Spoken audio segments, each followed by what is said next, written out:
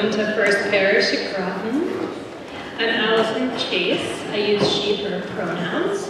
I'm a member of this congregation as well as a member of the Board of Trustees. We are a community seeking to deepen spiritually, to take care of one another, and be a blessing to the world. Unitarian Universalism is a faith for all, so bring all of who you are, all of your beliefs, identities, abilities, challenges, gifts, and dreams. Bring all of what you've been and all of what you've done. There is room here for all of it. We're not concerned about sounds that children or Lars, when he comes, or anyone else might make during the service, and hope you won't be either. Today, Lee is joined by Bob and Sue Lotz, who've been members of First Parish since moving from Cambridge to Groton in 1977. They have served on First Parish leadership and other committees and projects over the years. Bob was co-founder, president of Groton Neighbors. Sue was a founding member of the Prescott School Community Center, and she organized the creation of the Social Justice Fund of Groton and the Racial Equity Fund with the Community Foundation of North Central Middlesex County. Bob and Sue have 2 grown children and 4 grandchildren, all of whom live in New England.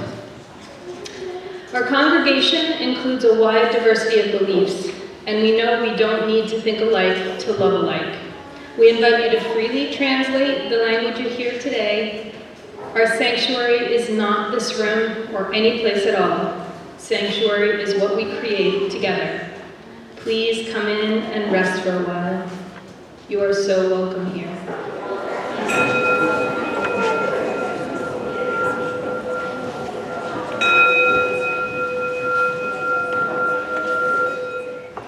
James Freeman Clark writes, "We grow only when we become more and more ourselves, our best selves, our truest selves. The rose grows when it unfolds into a rose, not when it tries to become any other shrub or flower."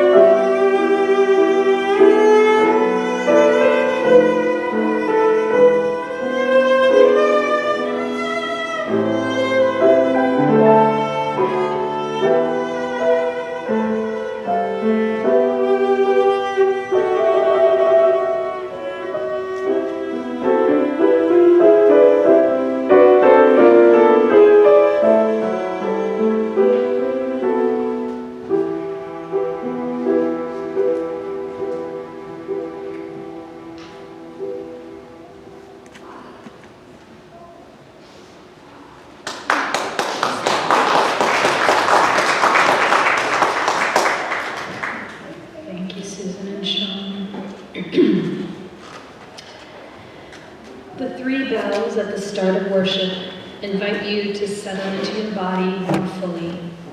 Remind you that you are whole, you belong wholly upon this earth, and you are held in the love that holds us all in tenderness. With each bell, I invite you to breathe in and release, or close your eyes, then open them.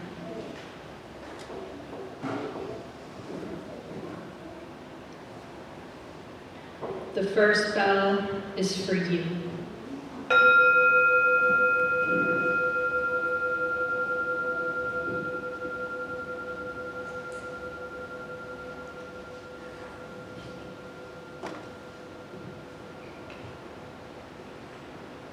The second is for your loved ones.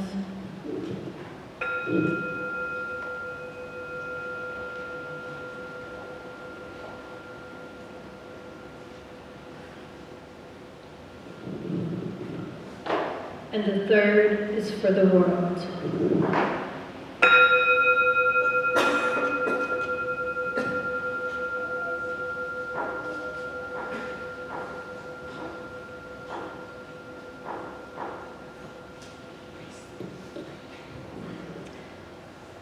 Please rise as you are able to sing For the Beauty of the Earth, which is number 21 in the gray hymnal.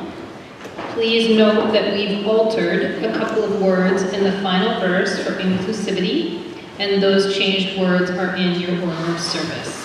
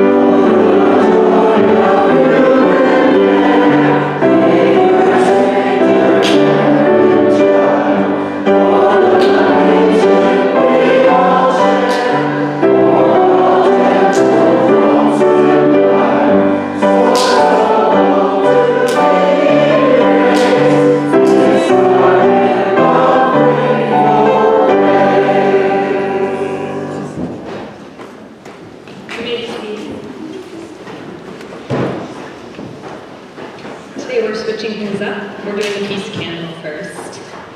I'll invite Sam Belknap to come up to light the peace candle today. Each Sunday morning we light a peace candle to remind us that we live in a time of war and that there is violence in so many places in our world. May we have the courage to denounce violence and destructiveness, and may we become partners in building shelters of peace within ourselves and our families, between us and in the larger world.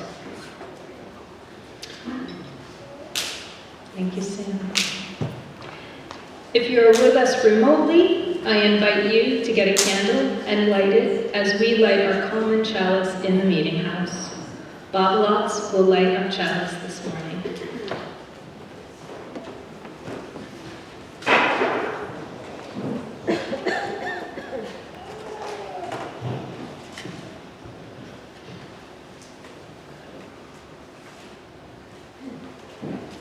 Most of us can hardly imagine the influence of church in 19th century America.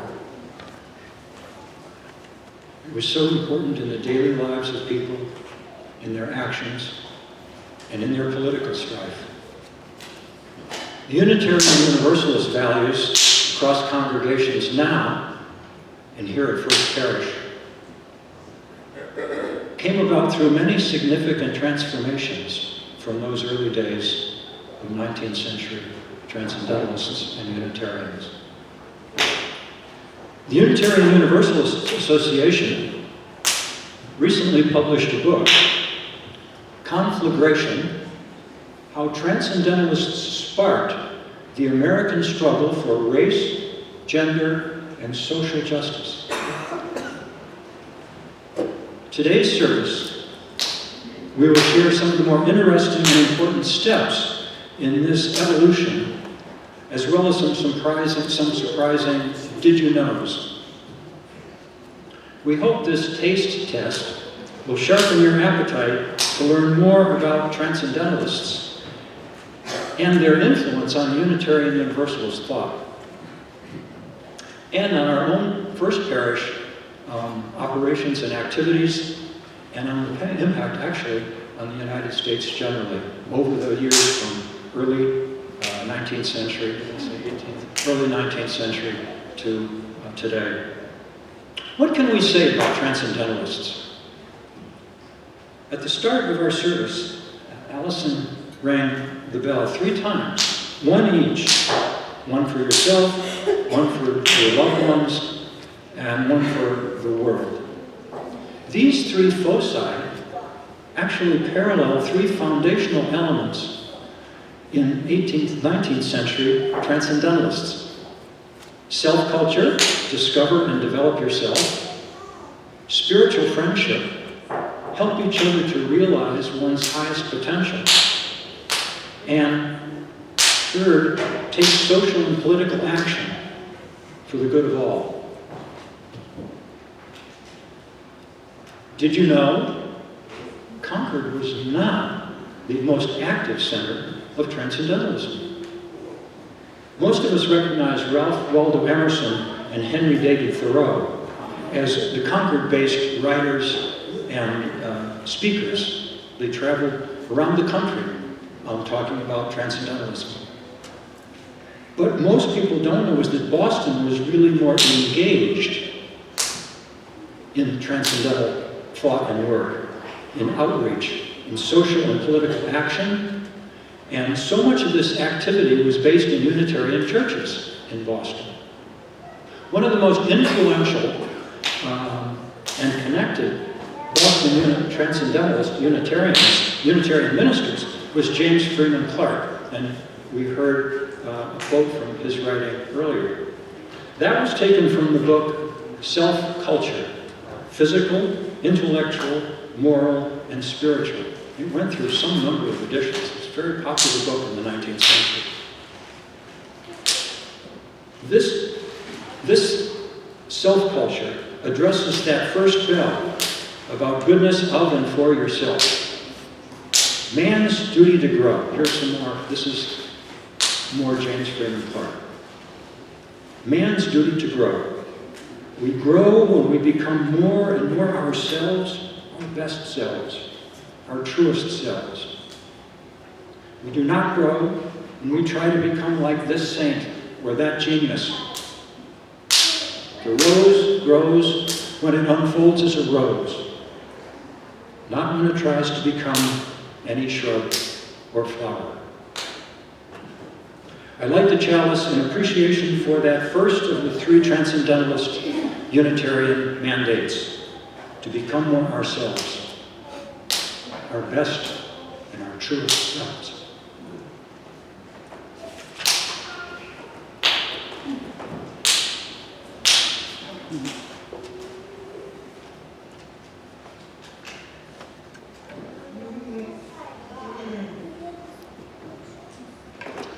I invite you to sing Spirit of Life with us. You can remain seated for this one. The words are in your order of service.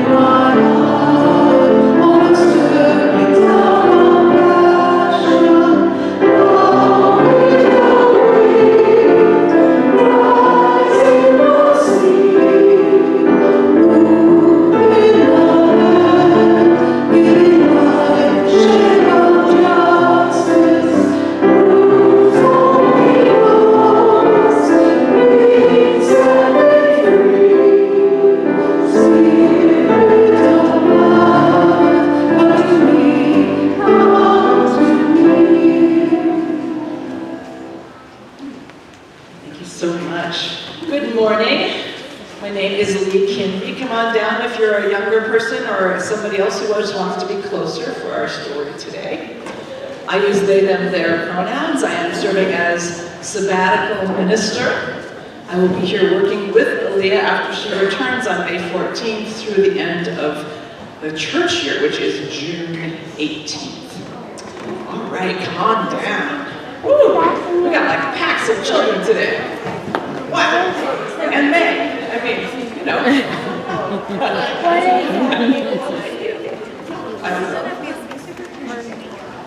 What is that? Look at you all.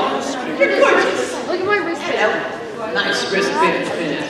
Rainbow. Oh, hi. Hi. Hi. Hi. Hi. So what are we going to do first? We're going to say our words, our hand motions. We're going to start where we're supposed to, with the head. Although I always start with the heart in my heart, so that's where I get mixed up. But we're going to start with the head, like we're supposed to. Okay, we are, right, Unitarian, Universalists, with minds that think, hearts that love, and hands ready to help and hug. That's where it's at. Ooh, we have Meredith and Sophie and everything. All right. So, did you all know that Unitarian Universalism, which is our religion, has a magazine of its own? Woo, I know, right? It's called UU World. And I was reading in this UU World about how lots of children and youth these days sometimes feel lonely and depressed. And sometimes they feel worried and stressed out. Does anybody here know somebody, either themselves or somebody they know, who sometimes feels sort of alone with their problems? Yeah, a lot of us do. My daughter feels like that sometimes. She's in this Generation Z. She's 24. And of course, people of all ages, of all time, over history, have felt challenges of their mental health, right? Challenges feeling okay in the world. But it seems like it's happening a little more lately. I love that fingernail polish, Mason. So it's happening a little more, it seems like, and Unitarian Universalists are noticing, and they're writing about it, like in this UU World. And they're trying to figure out what we can do to help.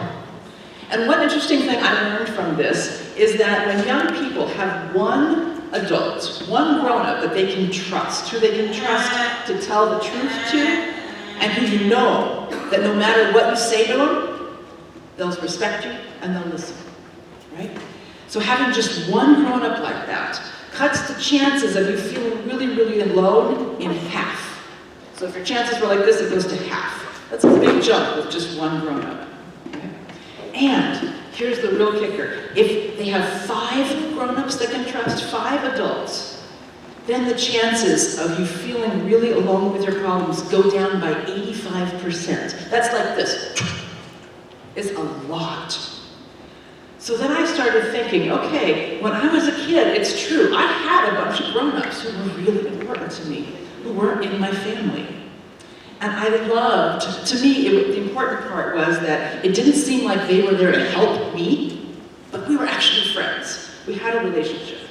They listened to me, I listened to them, we did stuff together. And I could tell them what was going on for me, and they always listened. They didn't try and fix stuff, they just listened. And then they shared parts of their life with me. And some of these people I knew like my whole childhood, and some of them just for some years in it. But let me see, I'm going to tell you about a few of them. Let's see if I had 5. I'm not sure yet, let's find out. Okay, so first I had Ruth and Elm, so that's 2, right? Ruth and Elm showed me how to love really big, and how to be super joyful in the world, and how to be funny, and how to give big hugs. Okay, so that's 2. And I had Becky. So Becky took care of me when I was a teeny tiny baby, and I still know her. She lives in the middle of the country in a place called Kansas. Lots of corn there. Yeah. My whole childhood, I wanted to grow up to be as tall as Becky. And I have a picture of the day that I reached her height. So how many is that? 2 plus 1 is 3. All right. My best friend Molly's mother, Kathleen, super important to me. Kathleen taught me about how she could feel God inside, how God for her was in her breath, in her heart, and not up in the sky somewhere. And she also taught me a really important thing for me, which was that it doesn't matter how messy your house is, as long as there's lots of love in it. Right? Has anybody else learned that lesson? That was an important one for me because messy. Yeah. Okay, so that's how many? 4. That's 4, I think. One more. Okay, I'm going to go with Polly. Polly was a teacher of mine, and she taught me about music. Anybody's music is important for you right now? Music? Yeah? Okay. So sometimes we have teachers who teach us how important music is, and maybe how to listen to it, how to feel it, and how to play it. So I had 5.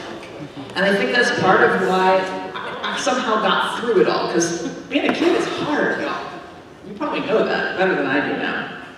Even though 4 of those people are now dead, I have them inside me. They're not alive anymore, but they're alive in here. And I have everything that they gave me. And everything they gave me, I now get to give away to other people.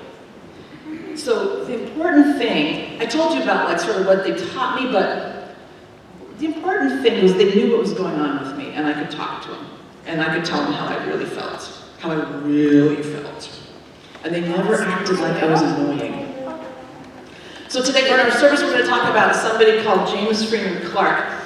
And he was super good at something called spiritual friendships. Have you ever heard of that? Spiritual friendship. It's an interesting idea. We kind of know spiritual, and we kind of know friendships. You put them side by side. These are friends that weren't just regular, but they were really deep friends. Friends like I was just talking about, like you could talk to people about, like you could really, they went in and talked about their feelings and their ideas. So I started thinking, I wonder if he had 5 adults when he was a kid to help him with this idea. So it turned out that he did, because he lived in a big sort of a bunch of houses that were close together, and some of them had one set of grandparents, and one house had another set of grandparents, and one house had an aunt and uncle. So we had a whole bunch of grown-ups that he could talk to. In fact, his grandpa was his only teacher until he was 10. And he wrote that his family, some people said his family was really poor, right? But he thought they were super rich because they were super happy. So I was thinking about all these things, like kids having a hard time with mental health, right? Feeling lonely, having trusted adults, that's super helpful, and how we have these spiritual friendships as part of our history. And I thought about this church. What do we do here? We care for each other, right? It's part part of what we do. One of us recently told their grandma that this is a church where we learn about love, and I loved that. So I got curious if any of you people, you young people, might be interested in making a friend, like a spiritual friend, who's one of these grown-ups, either in this room today or not, but somebody from church. Would you be interested in getting to know a grown-up who would really be a friend to you? That was a question that started rolling around in my head, because if it's part of our job to take care of our youth, then it's part of our job to say, we would like to help you have some of those 5 people who are really going to be important, to your health. So is there at least one kid who might be interested in that? Or youth? Okay, all right. So should we ask the grown-ups who might be interested? Let's ask them. Okay, adults, we're not asking for promises today. But if this is an idea that you might have time for, that you might be interested in, you say to yourself, I would like that. I would like to have like a buddy. I don't know what we would call it. Cynthia and I are still sort of thinking about this. But if you might be interested in doing that, would you either raise your hand or stand up? And we're going to get the kids to stand up and see how many. See if there's a few people who might be willing to do that. Okay. All right. So those of you who are interested in this, check this out. Okay. All right. So this is an idea that could grow in this congregation. This is an idea that we could figure out how to work with, right? Cynthia and I have been wondering, is this an idea we can work with? Thank you, you can sit down. And we just got our answer. So really this was just a big research project, so thank you. All right, so. We resist, we refuse to let hatred in. We rise up, we won't back down. We're in this till the end. We resist, we refuse to let hatred in. We rise up, we won't back down. We're in this till the end. We resist, we refuse to let hatred in. We rise up, we won't back down. We're in this till the end. We resist, we refuse to let hatred in. We rise up, we won't back down. We're in this till the end. Pray for your enemies. Welcome the stranger. Show love to your neighbor. We're in this till the end. Pray for your enemies. Welcome the stranger. Show love to your neighbor. We're in this till the end. Pray for your enemies. Welcome the stranger. Show love to your neighbor. We're in this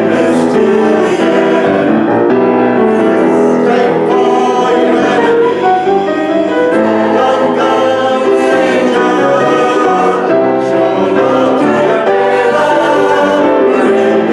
the end. Pray for your enemies. Welcome the stranger. Show love to your neighbor. We're in this till the end. Pray for your enemies. Welcome the stranger. Show love to your neighbor. We're in this till the end. We're in this till the end.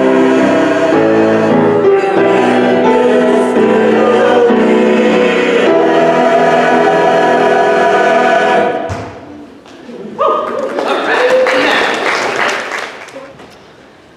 On this eve of Beltane May Day, which is one of the 4 Gaelic seasonal festivals about halfway between spring equinox and the summer solstice, I'm going to invite us to draw in, to draw down into a spirit of meditation and prayer this morning.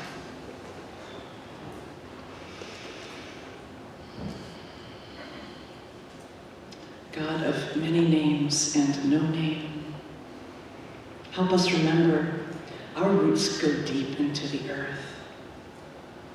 We need to let them drink and grow.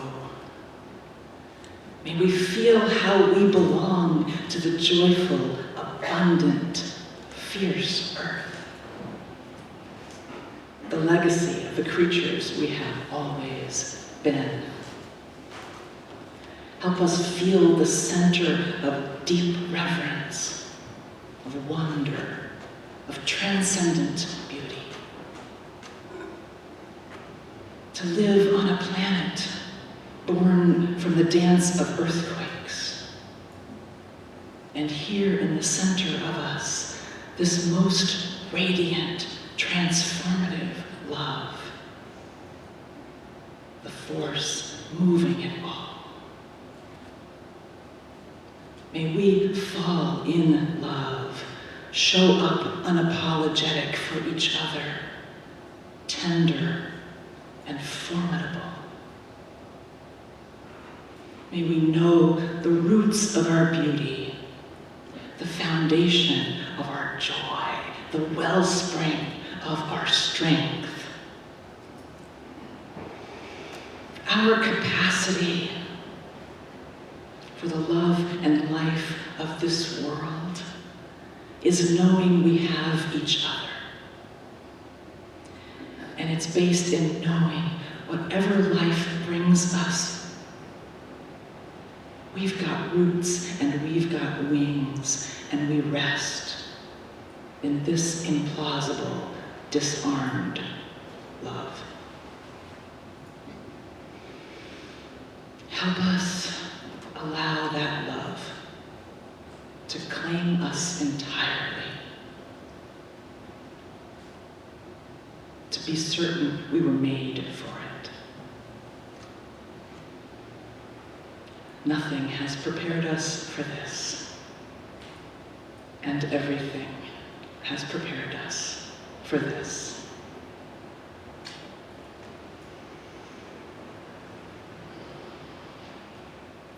We hold Charles and Pamela deep in our hearts and prayers. Charles will undergo heart surgery now scheduled for this coming Tuesday. We hold Kathy R. as she has a knee replaced this Friday the 5th. We hold Cleo as she heals from knee replacement surgery. We hold Helen's sisters and Jerry and all those we're concerned about, close at heart.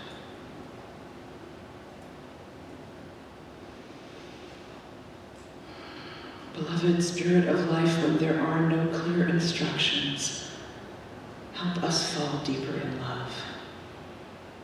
Help us let the earth hold us. Help us do the next right thing.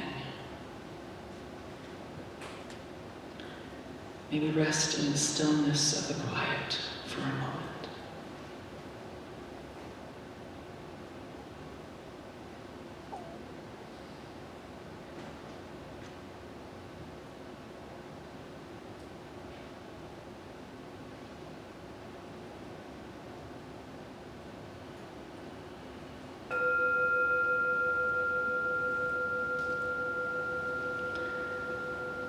I'll invite Sue Lotz to come forward for her reflection.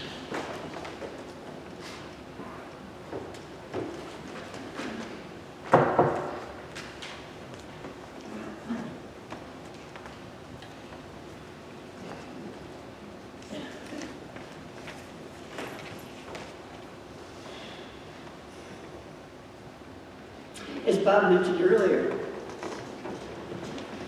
the main center of Transcendentalism in the mid-19th century was in Boston. There, a group of social activists, many being Unitarian ministers, fought for abolition of slavery, women's rights, and a world that works for everyone. Seeing the Unitarian Church at the time as too materialistic and selfish, their ethical stance aimed at developing personal and social virtue. In challenging the norms of their time, they were seen as giving rise to the Second American Revolution. Many Transcendentalists believed that only by helping others could they reach their own potential. With their firm belief in equality for all, they practiced spiritual friendships, these authentic relationships that treat each other as equals transcended differences in social situations, race, gender, and theology. And they often remained strong even after one of the people had died. I'd like to tell you about a few of them. The very popular Unitarian minister, James Clark, who actually Lee talked about earlier and Bob talked about, he was quite a force. He and the author and women's rights advocate Martha Fuller shared a spiritual relationship that was mostly through letters over years and years. And then Clark later helped Fuller support her Conversations for Women at Elizabeth Peabody's bookstore in Boston. The culture at that time was very repressive for women. Fuller, like all women, had few platforms to share her ideas. After her untimely death in a shipwreck, Clark and Emerson showed their respect and support for her by organizing to publish the memoirs of Margaret Fuller.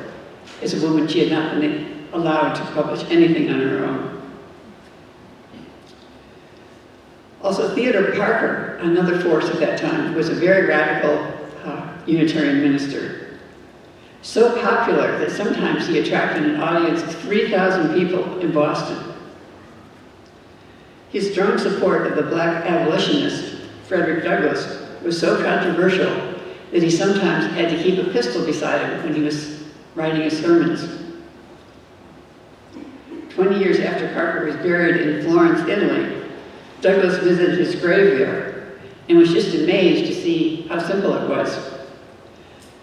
He arranged to have a more impressive tombstone that names Parker the Great American Preacher and says, his name is engraved in marble, his virtues in the hearts of those he helped to free from slavery and superstition. Those were some examples of spiritual friendships in the 19th century. Here are some examples at First Parish. The small group ministry program that we have in our church for the last 25 years is based on the idea of spiritual friendships.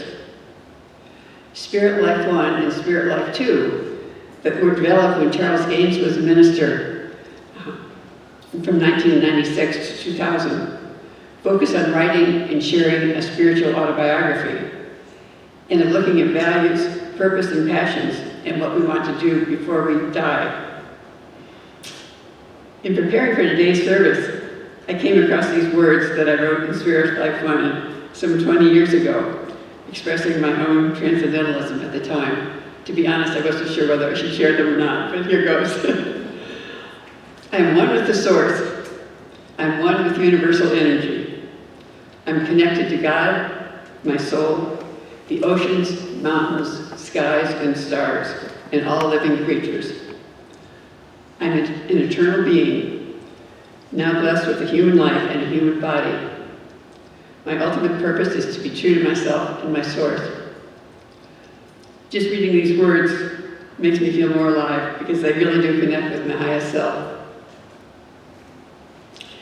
The small group ministries that we have here engage in careful and respectful listening with 7 to 8 members in each group. They try to understand the underlying concerns and values of the speaker, whether they agree or not. They listen with an open heart and open mind. Mindful listening is always the first topic to be covered.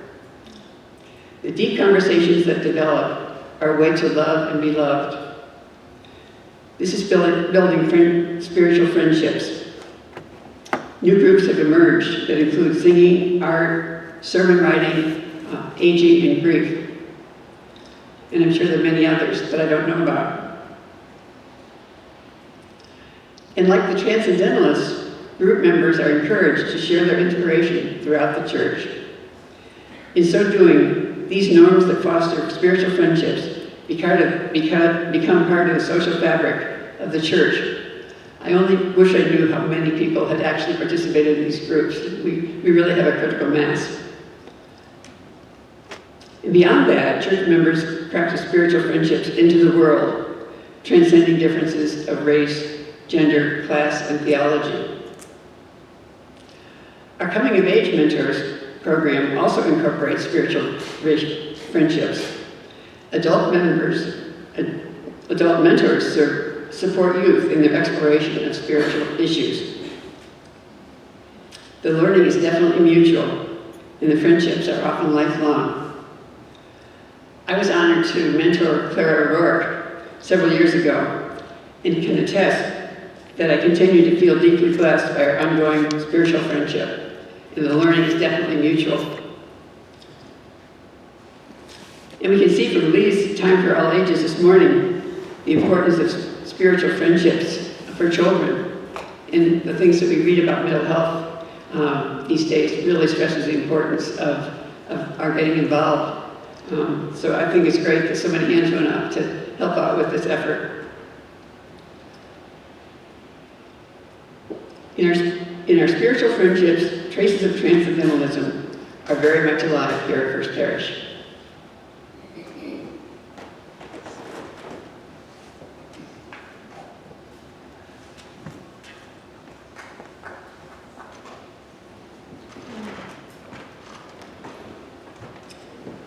Hello again. So I'm now speaking to you as a member, as a trustee, as a mother. And while all of those identities are who I am, they are not the only ones. And another one that has significant bearing on what I'm talking about this morning is that I am a minister's wife. For those who don't know, my wife is the Reverend Martha Valentin, who served congregations in Virginia, Louisiana, and Massachusetts for 10 years, and now works at the UUA, which is the Unitarian Universalist Association. Parentheses, for those who don't know what that is. We're a member congregation of the UUA, and the UUA provides services and resources to congregations throughout the country, including credentialing ministers, putting together hymnals, and many other things, which I'm happy to talk about if anybody wants to later. So Martha and I have always pledged, sometimes to more than one church at a time, and I've always, since I joined this church, I've been working to increase our pledge every year, at least a little bit, for many of the reasons that people have already talked about over the last few weeks. This community, the caring, the comfort, the sense of purpose. But I also pledge because I've been on the other side. I know about a job that's a calling and is also one of the most difficult jobs I've ever witnessed. It's really hard to imagine the challenges that face a minister, and it's not easy to do that job and to take care of oneself and one's family at the same time. In this congregation, we're very healthy, and we do a good job of showing our appreciation for the work of our staff. But one of the most meaningful ways we can show them what they mean to us and how much we appreciate their work, their skills, their love for us, is to make sure that we compensate them fairly. This means that we keep up with inflation, we pay them for their seniority, their experience, their education. As you've probably heard, the majority of our expenses are for our staff. Relatively speaking, we don't spend much on anything else. These are the people that make sure we have a service every week with inspiring words and incredible music and inclusive elements for all ages. They ensure we have small groups and weekly emails, a paper bag pageant, Easter egg hunts, memorial services, weddings, orders of service, mailings, and you get the picture. And while we are the congregation, we also need them. And we would be so much less without them. I am incredibly grateful for everything they provide for our beloved community and for the incredible work they have done over these last few years with the additional challenges of the pandemic. I'm not sure many people realize how challenged other churches were and their staff, but we were really lucky. And to show the depth of that gratitude, as we kick off our pledging for 2024, which is the next church year, I know that I personally am going to dig even deeper than I have before to increase my pledge in support of our amazing staff. And here's hoping you can too. Thank you. And now the morning offertory will be taken and gratefully received. If we have, sure, it's gonna come.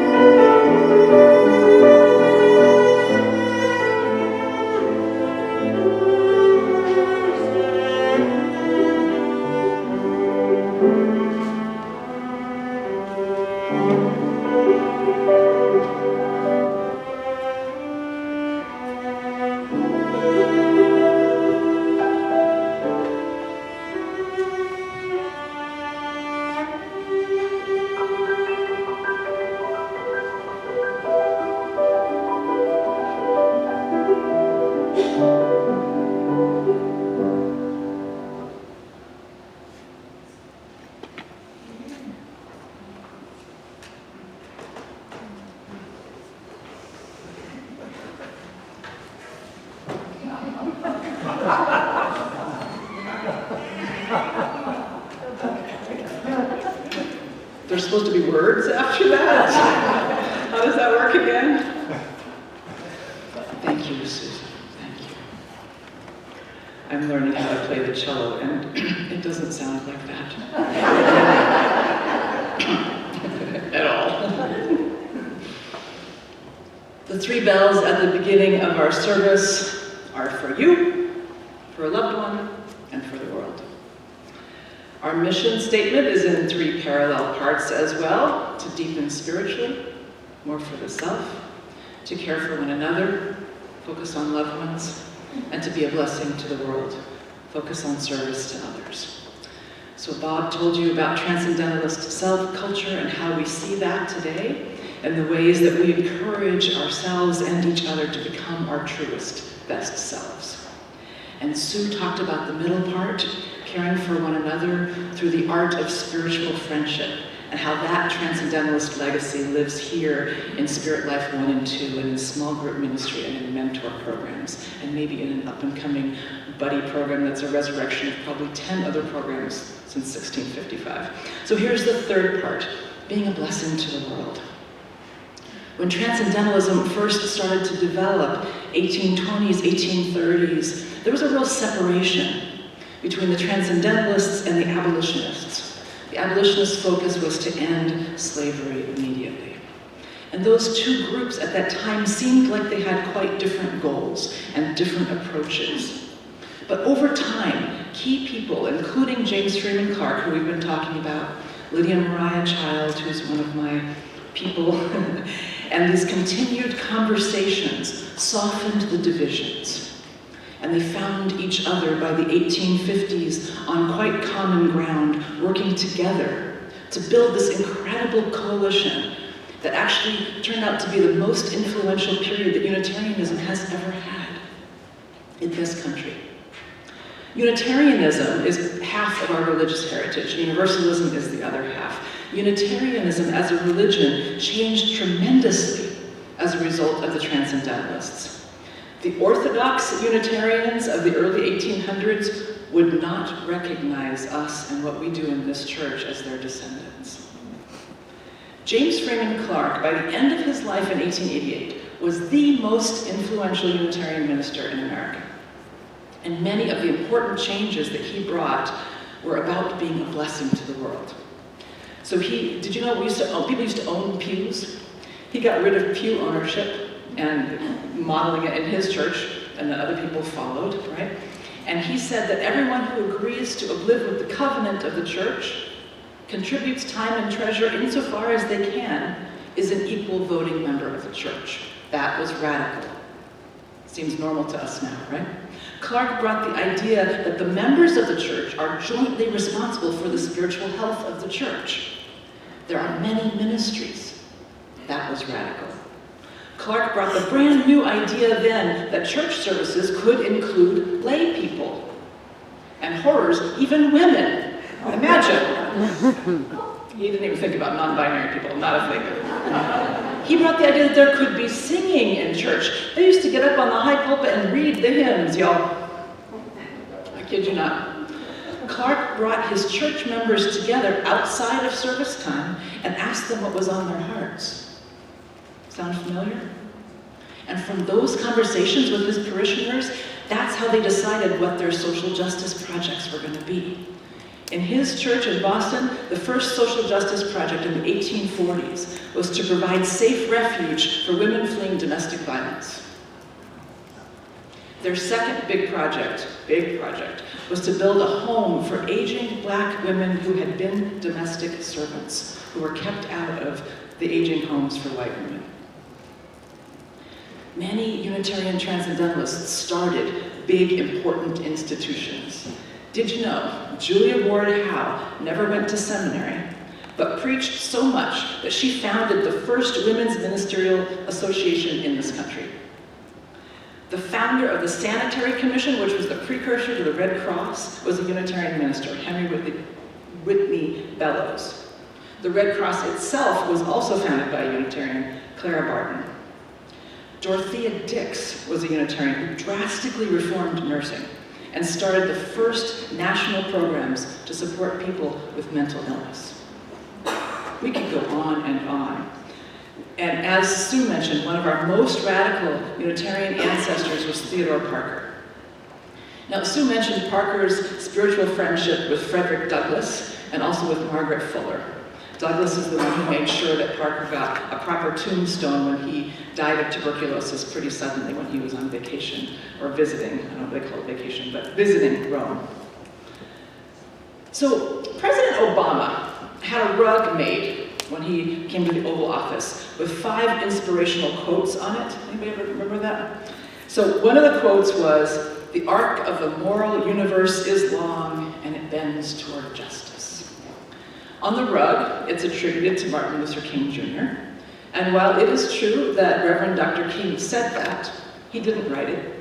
Theodore Parker said that at the Massachusetts Anti-Slavery Convention, January 29, 1858. Here's what he said. "I do not pretend to understand the moral universe. The arc is a long one, and my eye reaches but a little ways. I cannot calculate the curve and complete the figure by experience of sight. I can divine it by conscience. And from what I see, I am sure that it bends toward justice." King made it memorable, and it's Parker's idea. Another quote on Obama's rug in that Oval Office, there are only 5. A second one is attributed to Abraham Lincoln from his Gettysburg Address. and includes the words, a government of the people, by the people, and for the people. Also, Theodore Parker spoke those words in a sermon in Boston's Music Hall, July 4th, 1858. Abraham Lincoln's law partner was a Unitarian and gave Lincoln sermons and essays written by Parker. I love that there were 1858, that was a very eloquent year for Mr. Parker, quotes from a Unitarian minister on the floor of the Oval Office for 8 years. I love the strands of influence that connect Parker and Lincoln and Douglas and King and Obama, and there are dozens more. The work of historical Unitarians and Universalists in moving all sorts of social justice issues forward is deep and it's inspiring. And it isn't all of the story. History can be very partial and mythical and prone to leaving some of the more challenging stories out. We run out of time, we run out of pages, I get it. I found this also to be true in the book that we read for this service, Buehrens' book. Here's what I kept thinking. As we strive for wholeness for all people, we have to learn about the hard and messy parts of our history too.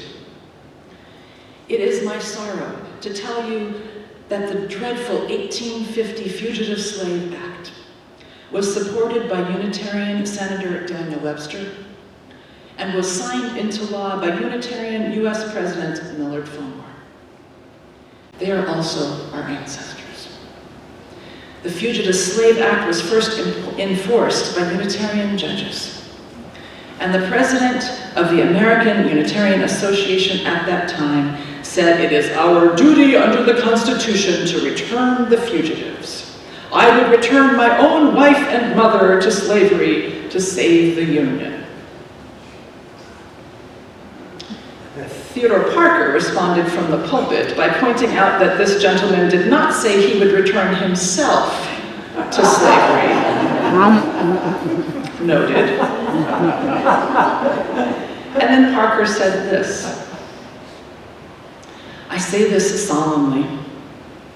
I will shelter and I will help the fugitive with all my humble means and power." Parker was inspirational. His own religion tried to kick him out for his radical abolitionism. And he was also messy. Parker didn't fully commit to abolitionism until the late 1840s, early 1850s, more than 10 years after Lydia Mariah Child published her book, Denouncing Slavery. And Parker held views on people of color that today would be understood as deeply racist and clearly white supremacist. That was not uncommon for abolitionists of the day. Basically, Parker, it was twisted, but believed that people of color are inferior but still deserve respect. We have to learn how people in the past have caused harm, so we can hold with humility our own capacity to do the same. Yes? Parker was messy. And to me, that doesn't make him less inspirational, just more human. Imperfect, just like me. He got some things wrong, just like I do. And when slave hunters came for 2 members of his congregation, William and Ellen Craft, he hid them in his own cellar, and he wrote his sermons with a weapon on his desk, sure that he would be attacked. Parker organized a vigilance committee to protect 300 formerly enslaved people in Boston during the Fugitive Slave Act. He led an attack on the Boston courthouse, and when he got captured, when a captured formerly enslaved person was being held there, Parker got captured and landed in jail for that. Can we let the messiness and the imperfections of our spiritual ancestors and their courage and their morals and their ideas teach us that we are all so much more than our failings, just like they were? So here's to each of us growing ever deeper into who we are. Here's to building spiritual friendships across conventional boundaries. And here's to blessing the world by building a wider tent. What Reverend Dr. Abi Jamamanchi calls pluralism of being and doing. It's the living into the faith. It's doing the work that actually bends the arc toward justice. Amen. Our closing hymn is in your blue hymnal. It's called The Fire of Commitment. I don't know if we got numbers up, but it's 1028, and it's super fun to sing.